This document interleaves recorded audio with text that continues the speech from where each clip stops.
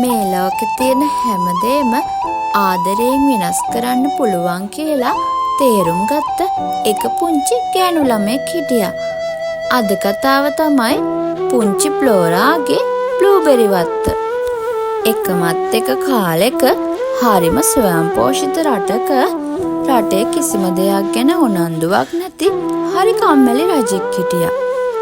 මේ රජතුමා රාජ්‍ය පාලනය අතින් උනත් ගොඩක් දුර්වල කෙනෙක්. ඒ නිසා මෙයාගේ තියෙන කම්මැලිකම නිසාම මේ රජතුමා එදා ඉඳන්ම තමන්ගේ රාජධානිය ගැන එච්චර තැකුවේ නෑ. ඒත් මේ රටේ ජීවත් වුණ ගස්වැල් වලට නම් මේක නොහිතාම එයාලා දවසින් දවස වැඩෙන්න පටන් ගත්තා. ඒ අතරින් එක අතහැර දාපු පුංචි ඉඩමක් තිබුණා. ඒ ඉඩම ගැන කිසිම කෙනෙක් තැකුවෙම නෑ.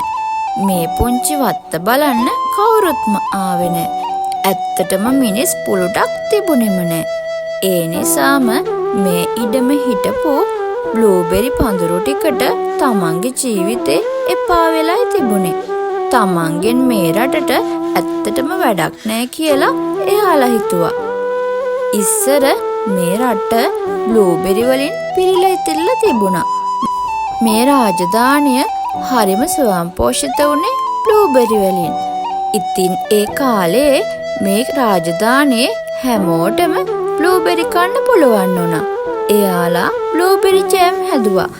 ඒත් Tamanගේ උත්සාහයක් නැතුව හැමෝම බ්ලූබෙරි කෑව නිසාම නිකන් ලැබෙන දේ අගයක් නැති වුණා වගේම මේ පුංචි බ්ලූබෙරි ගැන මේ රටේ මිනිස්සු ආයෙම හොයලා බැලුවේ නෑ. ඒ හින්දා එයාලා ගොඩක් මේ ගැන හිතලා දුක්ුණා. අනේ අපි දැන් මොනව කරන්නද? එක බ්ලූබෙරි ගෙඩියක් හයියෙන් අඬන්න වුණා.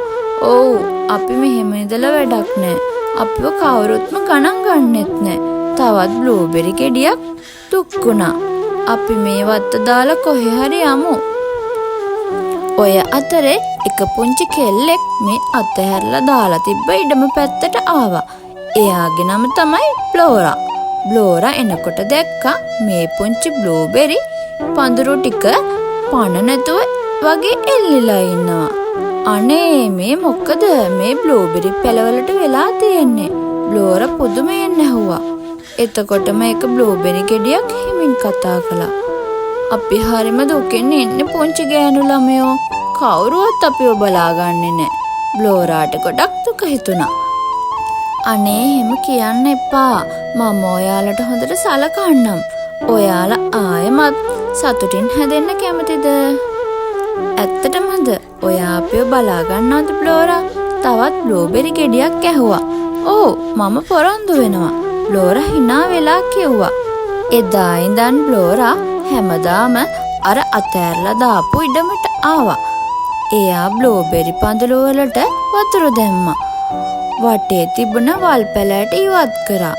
එයා පුංචි බ්ලූබෙරි ගෙඩිය එක්ක කතා කළා. සින්දු කිව්වා.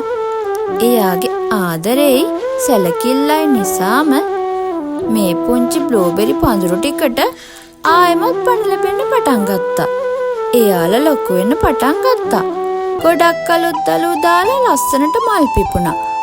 පස්සේ ඒ මල් පුංචි නිල් පාට බ්ලූබෙරි ගෙඩි බවට පත් වුණා. ටික කාලයක් යද්දී ෆ්ලෝරාගේ ගම පුරාම මේ කතාව පැතිරුණා. අතහැරලා දාපු පුංචි ඉඩමේ එක පුංචි ගෑනු ළමෙක් හරිම ලස්සන බ්ලූබෙරි වත්තක් හදලා කියලා. මිනිස්සු ඇවිත් ෆ්ලෝරාගේ බ්ලූබෙරි වත්ත බලලා යන්න ගියා.